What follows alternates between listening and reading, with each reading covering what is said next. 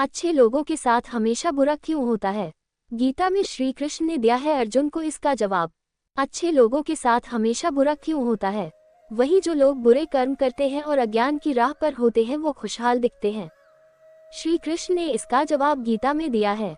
आपने महसूस किया होगा कि जो लोग अच्छे कर्म करते हैं वो परेशान रहते हैं, वहीं जो बुरे कर्म करते हैं वो खुशी से रह रहे होते हैं।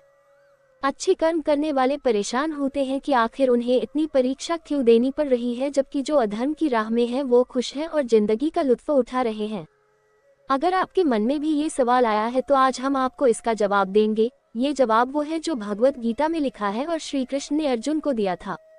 भगवत गीता में वर्णित कथा के अनुसार जब भी अर्जुन के मन में कोई दुविधा होती थी तो वो श्री कृष्ण के पास पहुंच जाते थे। एक बार की बात है, अर्जुन भगवान श्री कृष्ण के समीप आकर कहा कि वो दुविधा में है और इसका जवाब वो श्री कृष्ण से चाहते हैं। श्री कृष्ण ने पूछा कि क्या सवाल है? अर्जुन ने कहा, मुझे ये जानना है कि अच्छे लोगों के साथ हमेशा बुरा ही क्यों होता है, वही बुरे लोग खुशहाल दिखते हैं। अर्जुन के मुंह से ऐसी बातें सुनकर श्री कृष्ण मुस्कुराए और कहा, मनुष्य जैसा सोचता है और महसूस करता है वैसा कुछ नहीं होता है, बल्कि अज्ञानता की वजह से वो सच्चाई नहीं समझ पाता है। अर्जुन उनकी ये बात समझ नहीं पाए। इसके बाद श्री कृष्ण ने क्या कहा वो जानते हैं।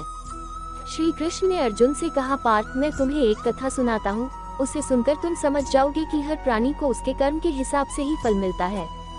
प्रकृति हर किसी को अपनी राह चुनने का मौका देती है। अब वो मनुष्य की इच्छा पर निर्भर करता है कि उसे धर्म की राह चुननी है या अधर्म की। कथा शुरू करते हुए श्री कृष्ण ने कहा, एक नगर में दो पुरुष रहा करते थे। एक पुरुष व्यापारी था जिसके जीवन में धर्म की बहुत महत्ता थी। वो पूजा पाठ में यकीन रखता था। वो हर रोज मंदिर जाता था और दान धर्म भी करता था और हर रोज भगवान की पूजा करता था। वही दूसरा पुरुष बिल्कुल विपरीत था। वो हर रोज मंदिर तो जाता था लेकिन पूजा करने नहीं, बल्कि मंदिर के बाहर से जूते चप्पल चुराने।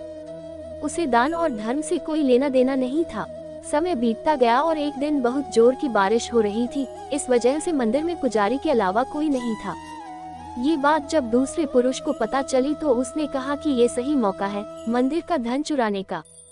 पंडित से नजर बचाकर उसने मंदिर का सारा धन चुरा लिया। उसी समय धर्म कर्म में विश्वास रखने वाला व्यक्ति भी मंदिर पहुंचा। दुर्भाग्य से मंदिर के पुजारी ने उसे ही चोर समझ लिया और चिल्लाने लगे। वहाँ लोग एकत्र हो गए और उसे बहुत मारा। किसी तरह वो बचते बचाते वहाँ से निकला तो दुर्भाग्य ने उसका साथ वहाँ भी नहीं छोड़ा। मंदिर के बाहर वो एक गाड़ी से टकरा गया और घायल हो गया। फिर वो व्यापारी लंगड़ाते हुए घर जाने लगा तो रास्ते में उसकी मुलाकात उस पुरुष से हुई जिसने मंदिर से धन चुराया था। उसने कहा, आज तो मेरी किस्मत चमक गई, एक साथ इतना सारा धन मिल गया। ये सब देखकर उसे बहुत बुरा लगा और उसने अपने घर से भगवान की सारी तस्वीरें निकाल दी। कुछ सालों बाद दोनों की पुरुषों की मृत्यु हो गई। मरने के बाद जब दोनों यमराज की सभा में पहुंचे और भले पुरुष ने दूसरे व्यक्ति को देखा तो उसे बहुत गुस्सा आया। उसने क्रोधित होकर यमराज से पूछ ही लिया, मैं तो हमेशा अच्छे कर्म करता था, दान में विश्वास रखता था, उसके बदले जीवन भर मुझे अपमान और दर्द ही मिला और इस व्यक्ति को नोटों से भरी पोटली। आखिर ऐसा भेदभाव क्यों? इस पर यमराज ने कहा, पुत्र, तुम गलत समझ रहे हो। जिस दिन तुम्हारी गाड़ी से टक्कर हुई थी वो दिन तुम्हारे जीवन का आखिरी दिन था, परंतु तुम्हारे अच्छे कर्मों की वजह से तुम्हारी मौत सिर्फ एक छोटी सी चोट में बदल गई। तुम इस दुष्ट व्यक्ति के बारे में जानना चाहते हो? दरअसल इसके भाग्य में राजयोग था, मगर इसके कुकर्मों और अधर्म की वजह से वो सिर्फ एक छोटी सी धन की पोटली में बदल गया। कथा सुनाने के बाद श्री कृष्ण अर्जुन से कहते हैं, पार्थ, क्या अब तुम्हें तुम्हारे सवाल का जवाब मिल गया? ऐसा सोचना कि भगवान तुम्हारे कर्मों को नजरअंदाज कर रहे हैं, ये बिल्कुल भी सत्य नहीं है।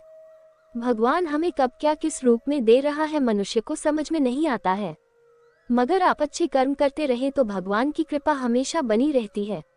इसलिए अपने अच्छे कर्मों को बदलना नहीं चाहिए, क्योंकि उसका फल हमें इसी जीवन में मिलता है।